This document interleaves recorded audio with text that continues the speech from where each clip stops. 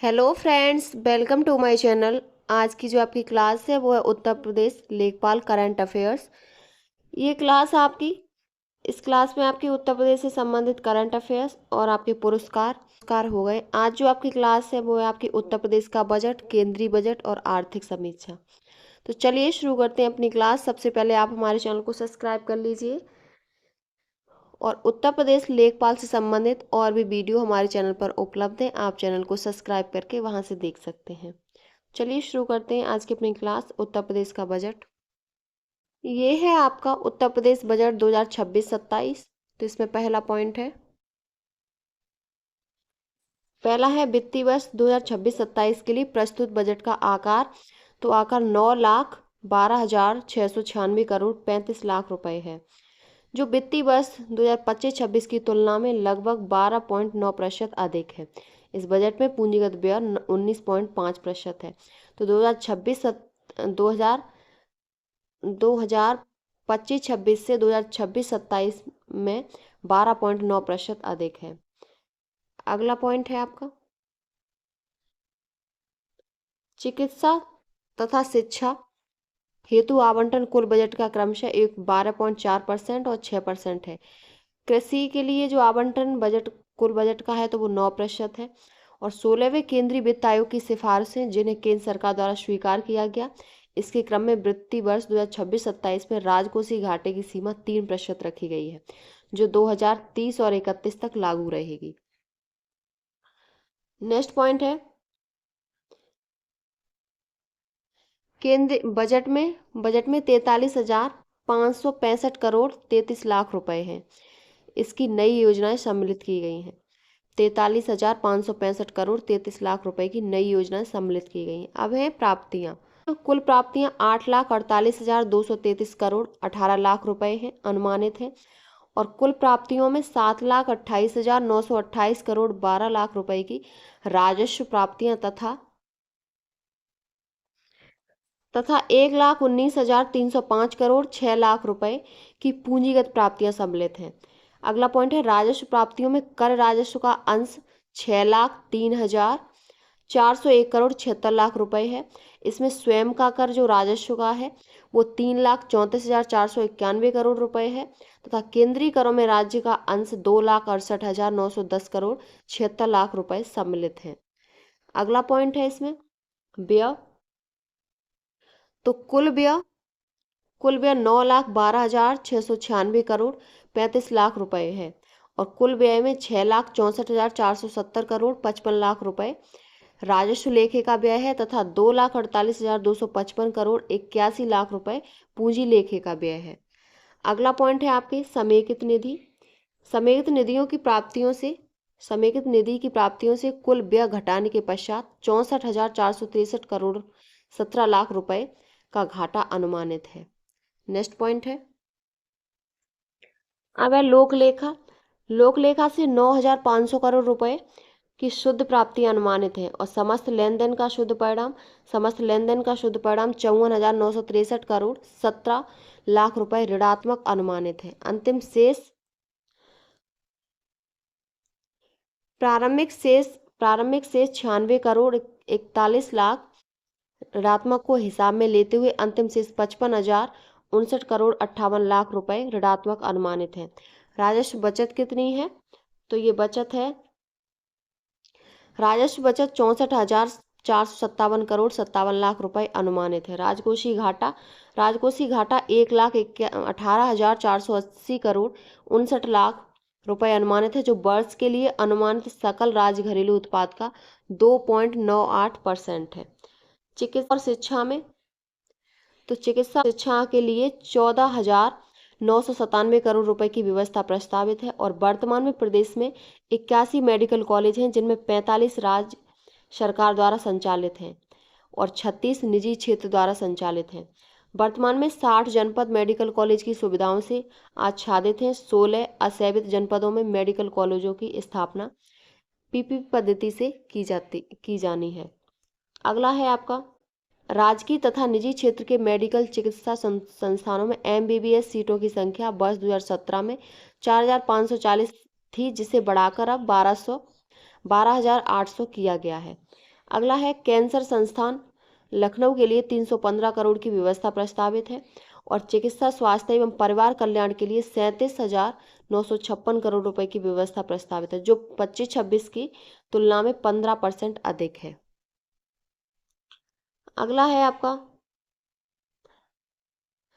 अवस्थापना एवं औद्योगिक विकास की योजनाओं के लिए 27,103 करोड़ रुपए की व्यवस्था प्रस्तावित है, जो वर्ष 25-26 की तुलना में 13% अधिक है। और सूक्ष्म लघु एवं मध्यम उद्योग सेक्टर की योजनाओं के लिए 3,822 करोड़ की रुपए की व्यवस्था प्रस्तावित है, जो 25-26 की तुलना में 19% अधिक है।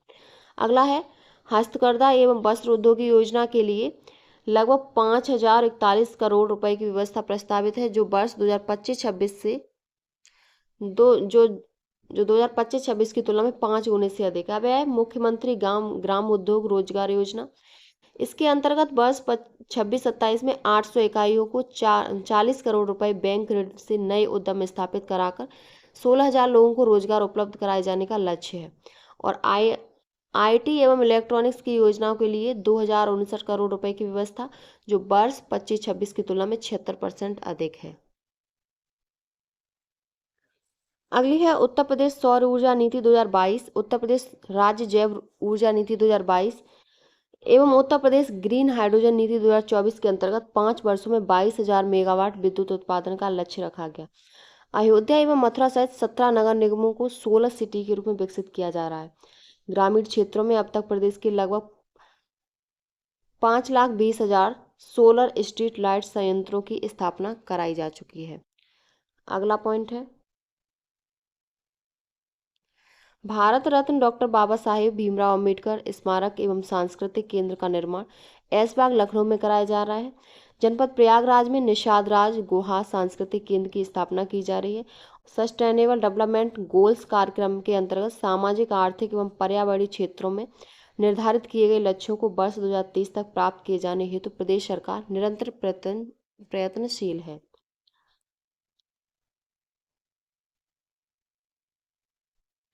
अगली है व्यावसायिक शिक्षा। व्यावसायिक शिक्षा के बजट में 25-26 के मुकाबले 88% की वृद्धि करते हुए 3,349 करोड़ रुपए की व्यवस्था प्रस्तावित। और बेसिक शिक्षा के लिए 77,622 करोड़ रुपए की व्यवस्था प्रस्तावित है। अगला है माध्यमिक शिक्षा। माध्यमिक शिक्षा के लिए 22,167 करोड़ रुपए की व्यवस्था है, और जो 25-26 की तुलना में 15% अधिक है। उच्च शिक्षा के लिए 6,591 करोड़ की रुपए की व्यवस्था है, जो 25-26 की तुलना में 7% अधिक है। अब है आपकी प्राविधिक शिक्षा। इसके लिए 2025-26 के सापेक्ष 72% की वृद्धि के साथ लगभग 2,365 करोड़ की व्यवस्था प्रस्तावित है। अब है आपका केंद्रीय बजट 26-27। इसमें पहला पॉइंट है 1 फरवरी 2026 को केंद्रीय वित्त और कॉर्पोरेट कार्य मंत्री निर्मला सीतारमण ने संसद में 26-27 के लिए केंद्रीय बजट प्रस्तुत किया।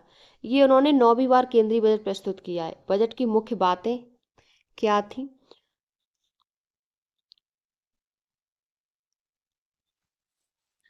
कर्तव्य भवन में तैयार किया गया यह पहला बजट 3 कर्तव्यों से प्रेरित है। पहला कर्तव्य है उत्पादकता और प्रतिस्पर्धा बढ़ाने तथा वैश्विक उथल पुथल के परिदृश्य में लचीलापन लाकर आर्थिक विकास को तेज करना, उसकी गति बनाए रखना। दूसरा कर्तव्य है भारतीय समृद्धि के पथ में सशक्त साझेदार बनाने के लिए लोगों की आकांक्षाएं पूरी करना और उनकी क्षमताएं बढ़ाना। तीसरा क्या कर्तव्य है? तीसरा कर्तव्य है सरकार का सबका साथ सबका विकास के दृष्टिकोण के अनुकूल यह सुनिश्चित करना कि सार्थक भागीदारी के लिए प्रत्येक परिवार, समुदाय, प्रदेश और क्षेत्र की संसाधनों, सुविधाओं और अवसरों तक पहुंच उपलब्ध हो। बजट का अनुमान क्या है? तो गैर ऋण प्राप्तियां और कुल व्यय क्रमशः 36.5 लाख करोड़ और 53.5 लाख करोड़ रुपए रहने का अनुमान है। केंद्र की शुद्ध कर प्राप्तियां 28.7 लाख करोड़ रुपए रहने का अनुमान है, और सकल बाजार की उधारी 17.2 लाख करोड़ रुपए की दिनांकित प्रतिभूतियों से शुद्ध बाजार उधारी 11.7 लाख करोड़ रुपए रहने का अनुमान है। अगला पॉइंट है ऋण से जीडीपी अनुपात संशोधित अनुमान। 2025-26 में जीडीपी के 56.1% की तुलना में बजट अनुमान 26-27 में जीडीपी का 55.6% रहने का अनुमान है। पहला कर्तव्य आर्थिक विकास को तेज करना और बनाए रखना तथा 6 हस्तक्षेपों का प्रस्ताव। अगला पॉइंट है 7 रणनीतिक और फ्रंटियर क्षेत्रों में विनिर्माण। पहला है बायोफार्मा शक्ति, जो ज्ञान प्रौद्योगिकी और नवाचार के जरिए स्वास्थ्य देखभाल को बेहतर करने की रणनीति है, इसकी घोषणा की है। अगला है 3 नए राष्ट्रीय फार्मास्यूटिकल शिक्षा और अनुसंधान संस्थान के निर्माण तथा 7 मौजूदा संस्थानों के उन्नयन के लिए बायोफार्मा केंद्रित नेटवर्क। दूसरा 1000 से अधिक मान्यता प्राप्त इंडिया क्लिनिकल ट्रायल्स स्थलों का नेटवर्क बनाया जाएगा। अगला पॉइंट है उपकरण और सामग्री बनाने, foot stack India IP design करने और आपूर्ति श्रृंखला को मजबूत बनाने के लिए इंडिया सेमीकंडक्टर मिशन 2.0 शुरू किया जाएगा। अगला पॉइंट है अप्रैल 2025 में आरंभ इलेक्ट्रॉनिक्स कलपुर्जे विनिर्माण योजना को गति देने के लिए बजट बढ़ाकर 40,000 करोड़ रुपए प्रस्ताव करने का प्रस्ताव है। खनन प्रसंस्करण अनुसंधान और विनिर्माण को प्रोत्साहन देने के लिए समर्पित दुर्लभ धातु गलियारों की स्थापना के उद्देश्य से खनिज समृद्ध उड़ीसा, केरल, आंध्र प्रदेश और तमिलनाडु को सहायता देने का प्रस्ताव है। अगला पॉइंट है घरेलू रसायन उत्पादन बढ़ाने और आयात पर निर्भरता घटाने के लिए क्लस्टर आधारित बनाओ और चलाओ मॉडल के आधार पर 3 समर्पित केमिकल पार्क स्थापित करने की योजना लाई जाएगी। अगला है पूंजी सामान क्षमता मजबूत करना। तो डिजिटल रूप से समक्ष ऑटोमेटेड सर्विस ब्यूरो के रूप में 2 स्थानों सीपीएसई द्वारा हाईटेक टूल रूप स्थापित किए जाएंगे, जो उच्च गुणवत्ता के कलपुर्जों का बड़े पैमाने पर और कम लागत से स्थानीय स्तर पर डिजाइन, परीक्षण और विनिर्माण करेंगे। अगला पॉइंट है वस्त्र क्षेत्र के लिए एकीकृत कार्यक्रम की घोषणा। रेशम, ऊन और जूट जैसे प्राकृतिक फाइबर, मानव निर्मित फाइबर और नए जमाने के फाइबर में आत्मनिर्भरता के लिए राष्ट्रीय फाइबर योजना। अगला है चैलेंज मोड में मेगा टेक्सटाइल पार्क स्थापित करने का प्रस्ताव। खादी, हथकरघा और हस्तशिल्प की मजबूती के लिए महात्मा गांधी ग्राम स्वरोजगार पहल शुरू करने का प्रस्ताव। इससे देश के बुनकरों, ग्राम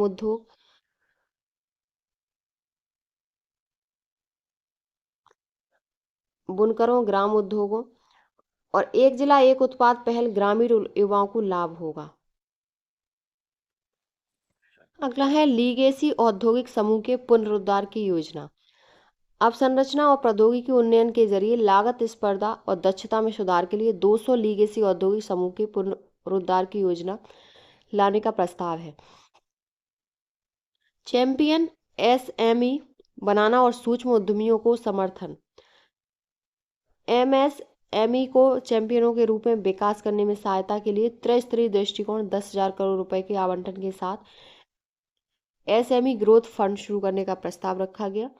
अगला है विशेष रूप से टीयर 2, टीयर 3 शहरों में कॉर्पोरेट मित्र कॉरिडोर विकसित करने के लिए आईसीएमएआई जैसे व्यावसायिक शिक्षा संस्थानों को सुविधा उपलब्ध कराई जाएगी। अगला है अवसंरचना को ठोस प्रोत्साहन। वित्त वर्ष 2026-27 में सार्वजनिक पूंजी व्यय बढ़ाकर 12.2 लाख करोड़ रुपए किया जाएगा। अगला पॉइंट है ऋणदाताओं को आंशिक ऋण गारंटी उपलब्ध कराने के लिए अवसंरचना जोखिम गारंटी फंड स्थापित करने का प्रस्ताव है और समर्पित आरईआईटी स्थापित करने के जरिए सीपीएसई की महत्वपूर्ण रियल एस्टेट परिसंपत्तियों की पुनर्चक्रण की प्रक्रिया तेज करने का प्रस्ताव है। और पूर्वी भारत में डानकनी से पश्चिम भारत के सूरत को जोड़ने के लिए नए समर्पित मॉल गलियारे बनाए जाएंगे और जलचर और अंगुल जैसे खनिज समृद्ध और कलिंग नगर जैसे औद्योगिक केंद्रों को जोड़ने के लिए उड़ीसा में NW5 से शुरुआत के साथ अगले 5 वर्ष में 20 नए राष्ट्रीय राजमार्ग चालू किए जाएंगे। अगला पॉइंट है अब है आपका दूसरा कर्तव्य। इसमें लोगों की आकांक्षाएं पूरी करना और क्षमता बढ़ाना। विकसित भारत के मुख्य संचालक के रूप में सेवा क्षेत्र पर ध्यान केंद्रित करने के लिए उपायों की सिफारिश करने हेतु उच्च अधिकारी प्राप्त शिक्षा से रोजगार एवं उद्यम स्थायी समिति के गठन का प्रस्ताव। यह फैसला भारत को वर्ष 2027 तक 10% की वैश्विक हिस्सेदारी के साथ अग्रणी बनाएगा और अगले 5 वर्ष में 1 लाख AHP जोड़े जाएंगे। इसमें है आयुष। तो तीन नए अखिल भारतीय आयुर्वेद संस्थान स्थापित किए जाएंगे। प्रमाणन परिवेश के उच्च मानकों के लिए आयुष फार्मेसी और औषधि परीक्षण प्रयोगशाला का उन्नयन करने तथा अधिक कुशल कार्मिक उपलब्ध कराने और पारंपरिक दवाओं के लिए साक्ष्य आधारित अनुसंधान, प्रशिक्षण और जागरूकता को बढ़ावा देने के लिए जामनगर में WHO वैश्विक पारंपरिक चिकित्सा केंद्र के उन्नयन का प्रस्ताव है। अगला है पशुपालन। तो पशुपालन सरकार 20,000 से अधिक पशु डॉक्टरों की उपलब्धता करेगी और निजी क्षेत्र में पशु रोग विशेषज्ञ और पैरा पशु शल्य महाविद्यालय, पशु अस्पताल, नैदानिक प्रयोगशालाएं और प्रजनन सुविधाओं के लिए ऋण संबंध पूंजी सब्सिडी सहायता योजना शुरू करने का प्रस्ताव है। आगे है orange economy. Orange economy Indian institute of creativity technology Mumbai को 15,000 माध्यमिक विद्यालयों और 500 महाविद्यालयों में ABGC कंटेंट क्रिएटिव लैब स्थापित करने में सहायता प्रदान करने का प्रस्ताव है। अगली है शिक्षा। शिक्षा में क्या है? तो शिक्षा सरकार बड़े औद्योगिक और लॉजिस्टिक कॉरिडोर के आसपास चुनौती मार्ग के माध्यम से 5 विश्वविद्यालय टाउनशिप का निर्माण करने में राज्यों की सहायता करेगी और प्रत्येक जिले में एक महिला छात्रावास की स्थापना भी की जाएगी। अगला है पर्यटन। पर्यटन में IIM के सहयोग से हाइब्रिड मोड में मानकीकृत उच्च गुणवत्ता वाले 12 सप्ताह के प्रशिक्षण पाठ्यक्रम के जरिए 20 पर्यटन स्थलों में 10,000 गाइडों के कौशल उन्नयन के लिए प्रायोगिक योजना शुरू की जाएगी और सांस्कृतिक, आध्यात्मिक और विरासत महत्व वाले सभी स्थानों के लिए डिजिटल दस्तावेज तैयार करने के लिए national destination digital knowledge grid की स्थापना की जाएगी। अगले दशक में खेल कूद के क्षेत्र में बदलाव लाने के लिए खेलो इंडिया मिशन शुरू करने का प्रस्ताव है। अब है तीसरा कर्तव्य। तीसरा कर्तव्य सबका साथ सबका विकास के दृष्टिकोण से अनुरूप है और इसके लिए निम्नलिखित 4 क्षेत्रों में लक्षित प्रयास करने की आवश्यकता है। पहला है किसानों की आय बढ़ाना। इसमें है किसानों की आय बढ़ाना। किसानों की आय बढ़ाने के लिए मत्स्य पालन, 500 जलाशय और अमृत सरोवरों के एकीकृत विकास, पशुपालन, उच्च मूल्य वाली कृषि को प्रोत्साहन दिया जाएगा। अगला है उच्च मूल्य कृषि। सरकार उच्च मूल्य वाली फसलों की खेती में समर्थन देगी, जैसे तटवर्ती इलाकों में नारियल, चंदन, कोको, काजू और जैसे उच्च मूल्य वाली फसलों को सहायता प्रदान की जाएगी। नारियल उत्पादन में प्रतिस्पर्धा बढ़ाने के लिए नारियल संवर्धन योजना का प्रस्ताव है और पूर्वोत्तर में अगर के पेड़ों और पर्वतीय क्षेत्रों में बादाम, अखरोट और खुमानी जैसे गिरीदार फलों को प्रोत्साहन दिया जाएगा। और 2030 तक भारतीय काजू और कोको को प्रीमियर वैश्विक ब्रांड के रूप में बदलने के लिए भारतीय काजू और कोको के लिए समर्पित कार्यक्रम का प्रस्ताव है। अगला है भारत विस्तार। केंद्रीय बजट में भारत विस्तार का प्रस्ताव, जो बहुभाषी AI टूल है और जिसे AI प्रणाली सहित कृषि संबंधी प्रणालियों के लिए ICAR पैकेज सहित एग्री स्टेक पोर्टल के रूप में एकीकृत किया गया है। अगला है मानसिक स्वास्थ्य और ट्रॉमा केयर के लिए प्रतिबद्धता। उत्तर भारत में मानसिक स्वास्थ्य के लिए निमहंस 2 की स्थापना की जाएगी। रांची और तेजपुर में राष्ट्रीय मानसिक स्वास्थ्य संस्थानों का क्षेत्रीय शीर्ष इस संस्थानों के रूप में उन्नयन किया जाएगा। अगला पॉइंट है पूर्वोदय राज्यों और उत्तर पूर्व क्षेत्र पर ध्यान। दुर्गापुर में बेहतर संपर्क नोड के साथ एकीकृत पूर्वी तट और औद्योगिक गलियारे के विकास, 5 पूर्वोत्तर राज्यों में 5 पर्यटन स्थलों के निर्माण और 4,000 ई-बसों के प्रावधान का प्रस्ताव है। अरुणाचल प्रदेश, सिक्किम, असम, मणिपुर, मिजोरम और त्रिपुरा में बौद्ध सर्किट के विकास के लिए नई योजना है। अगला है 16वां वित्त आयोग।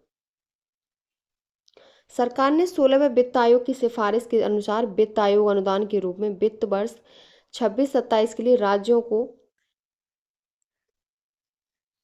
राज्यों के 1.4 लाख करोड़ रुपए उपलब्ध कराए हैं।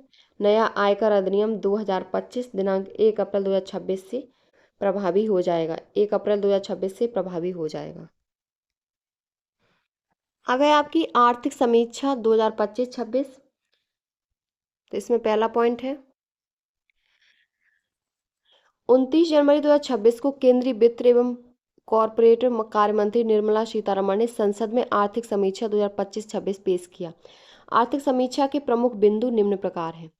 पहला है, इसके अनुसार भारत की प्रमुख वृद्धि का अनुमान लगभग 7%, जबकि वित्त वर्ष 2027 के लिए वास्तविक जीडीपी वृद्धि 6.8% से 7.2% का अनुमान है। अगला है, एनपीए में बहुदशकीय गिरावट 2.2% तक की हुई है। अगला पॉइंट है, सितंबर 2025 में विशिष्ट निवेशकों की संख्या 12 करोड़ से अधिक हुई है। इनमें लगभग 25% महिलाएं शामिल हैं। वर्ष 2005 से 2024 तक के दौरान भारत का वैश्विक व्यापार निर्यात 1% से लगभग 2 गुना होकर 1.8% हुआ है। और वित्त वर्ष 2025 में सेवा निर्यात अब तक का सर्वाधिक 387.6 बिलियन अमेरिकी डॉलर हुआ है और 13.6% की वृद्धि हुई है। अगला है, वित्त वर्ष 2025 के दौरान भारत विश्व में सबसे बड़ा जमा प्राप्ति वाला देश बना, 135.4 बिलियन अमेरिकी डॉलर का आंकड़ा छुआ है। अगला पॉइंट है, 16 जनवरी 2026 को भारत का विदेशी मुद्रा भंडार 701.4 बिलियन डॉलर हुआ। इसमें 11 महीने का आयात और विदेशी कर्ज का 94% शामिल है। अगला पॉइंट है, अप्रैल से दिसंबर 2025 के दौरान औसत घरेलू मुद्रास्फीति 1.7% रही।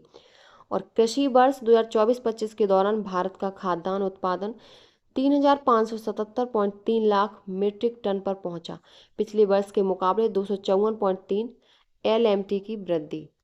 अगला पॉइंट है, पीएम किसान योजना के शुरू होने से अब तक पात्र किसानों को 4.09 लाख करोड़ रुपए से अधिक की राशि जारी की गई।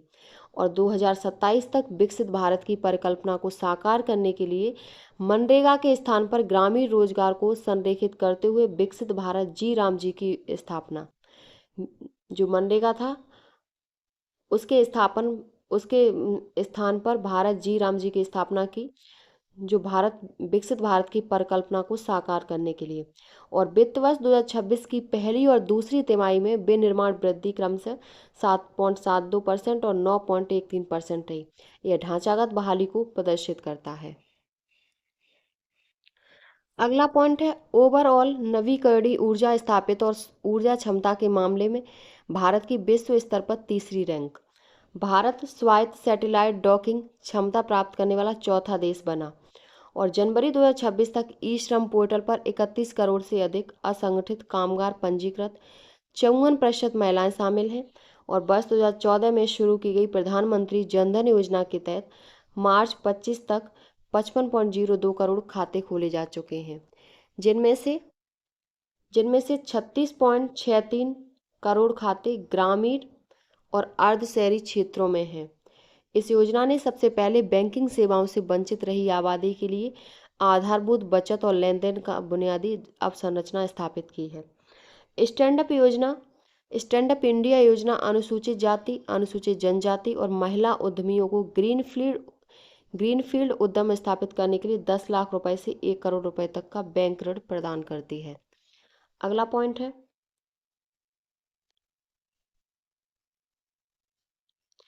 वैश्विक वस्तु निर्यात में भारत की साझेदारी 1% से लगभग दुगनी होकर 1.8% हो गई, जबकि वैश्विक वाणिज्यिक सेवा निर्यात में इसकी साझेदारी 2% से 4.3% हो गई। वित्त वर्ष 2024-25 में भारत का कुल निर्यात रिकॉर्ड 825.3 अरब अमेरिकी डॉलर तक पहुंच गया था, जिसमें मुख्य रूप से सेवा निर्यात में हुई तेजी वृद्धि के कारण वर्ष दर वर्ष 6.1% की वृद्धि दर्ज की गई है। नेक्स्ट पॉइंट है, वित्त वर्ष 2024-25 में गैर पेट्रोलियम निर्यात 374.3 अरब अमेरिकी डॉलर के ऐतिहासिक उच्च स्तर पर पहुंच गया, जबकि गैर पेट्रोलियम, गैर रत्न और आभूषण निर्यात कुल वस्तु निर्यात के 5वें हिस्से का लगभग चौथा हिस्सा है।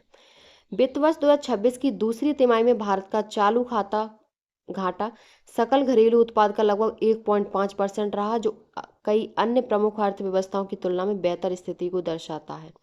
अगला पॉइंट है, भारत विश्व में प्रेषण प्राप्त करने वाला सबसे बड़ा प्राप्तकर्ता देश बन रहा है। नेक्स्ट पॉइंट है, वित्त वर्ष 2024-25 में प्रेषण अंतर्वाह बढ़कर 135.4 अरब अमेरिकी डॉलर तक पहुंच गया, जिससे विदेशी खाते की स्थिरता को समर्थन प्राप्त हुआ। उन्नत अर्थव्यवस्थाओं से आने वाले प्रेषणों का हिस्सा बढ़ा, जो कुशल और पेशेवर श्रमिकों के बढ़ते योगदान को दर्शाता है। 16 जनवरी 2026 तक भारत का विदेशी मुद्रा भंडार बढ़कर 701.4 अरब अमेरिकी डॉलर हो गया, जो लगभग 11 माह के भारत के आयात की भरपाई करने सक्षम है और विदेशी या ऋण के 94% से अधिक हिस्से को समाहित करता है। अगला पॉइंट है,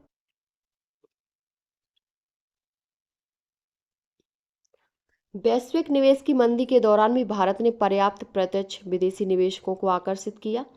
अप्रैल से नवंबर 2025 के दौरान कुल प्रत्यक्ष विदेशी निवेश अंतर्वाह कुल मिलाकर 64.7 अरब अमेरिकी डॉलर रहा, जो निवेशकों के निरंतर विश्वास और सेवा, डिजिटल विनिर्माण एवं बुनियादी अवसंरचनात्मक क्षेत्रों में निवेश की तेज गति को दर्शाता है। अगला पॉइंट है, भारत कैलेंडर वर्ष 2024 में 1000 से अधिक परियोजनाओं से ग्रीनफील्ड निवेश की घोषणाओं में वैश्विक स्तर पर चौथे स्थान पर रहा और कैलेंडर 20 से 24 में ग्रीनफील्ड डिजिटल निवेश के लिए सबसे बड़े गंतव्य के रूप में उभरा। वित्त वर्ष 2025-26 के दौरान देश में कुल 38.61 गीगावाट नवीनीकरण ऊर्जा क्षमता स्थापित की गई और इसमें 30.16 गीगावाट और सौर ऊर्जा, 4.47 गीगावाट पवन ऊर्जा, 0.3 गीगावाट और जैव ऊर्जा 3.24 गीगावाट जल विद्युत ऊर्जा शामिल है। वर्तमान में देश में 23 IIT, 21 IIM और 20 एम्स हैं। इसके साथ ही जंजीबार और अबू धाबी में 2 अंतर्राष्ट्रीय IIT परिसरों की स्थापना भी की गई। ये आपका क्वेश्चन पेपर में पूछा जा चुका है कि जंजीबार और अबू धाबी में 2 अंतर्राष्ट्रीय IIT परिसरों की स्थापना भी की गई है। अगला पॉइंट है, इसके अनुसार 1990 के बाद से भारत ने मातृ मृत्यु दर में 86% की कमी दर्ज की है और जो वैश्विक औसत 48% से कई अधिक है। अगला पॉइंट है, आर्थिक समीक्षा 2025-26 के अनुसार प्रमुख फसलें एवं उनके शीर्ष उत्पादक राज्य इस प्रकार हैं। फसलें, शीर्ष 3 उत्पादक राज्य, चावल में सबसे पहले उत्तर प्रदेश, फिर तेलंगाना, पश्चिम बंगाल। गेहूं में उत्तर प्रदेश, फिर मध्य प्रदेश, फिर पंजाब। मक्का में मध्य प्रदेश, उसके बाद कर्नाटक, उसके बाद बिहार। तूर यानी कि अरहर, इसमें महाराष्ट्र, उसके बाद कर्नाटक, फिर झारखंड। चना में सबसे फर्स्ट पे महाराष्ट्र, मध्य प्रदेश और फिर राजस्थान। अगला है दालें, कुल दालें फर्स्ट पर है मध्य प्रदेश, महाराष्ट्र और राजस्थान। कुल खाद्यान्न में उत्तर प्रदेश, मध्य प्रदेश, पंजाब। सोयाबीन में महाराष्ट्र, मध्य प्रदेश, राजस्थान। मूंगफली में गुजरात, राजस्थान, मध्य प्रदेश। रेपसीड एवं सरसों में राजस्थान, उत्तर प्रदेश और हरियाणा। कुल तिलहन में राजस्थान, मध्य प्रदेश और महाराष्ट्र और गन्ना में उत्तर प्रदेश, महाराष्ट्र और कर्नाटक। ये आपकी आर्थिक समीक्षा कंप्लीट हो गई। आपका उत्तर प्रदेश का बजट और केंद्रीय बजट इस वीडियो में आपका कंप्लीट हो गया। ये वीडियो आपके यूपी लेखपाल के लिए, यूपी कांस्टेबल के लिए महत्वपूर्ण है क्योंकि आपके बजट से क्वेश्चन पूछे जाते हैं। तो ये क्लास आपके पेपर के लिए काफ़ी हेल्पफुल है, आप देख कर जाइए इसे। अगर आपको हमारी वीडियो पसंद आई हो तो प्लीज़ चैनल को like, subscribe, share and comment करें।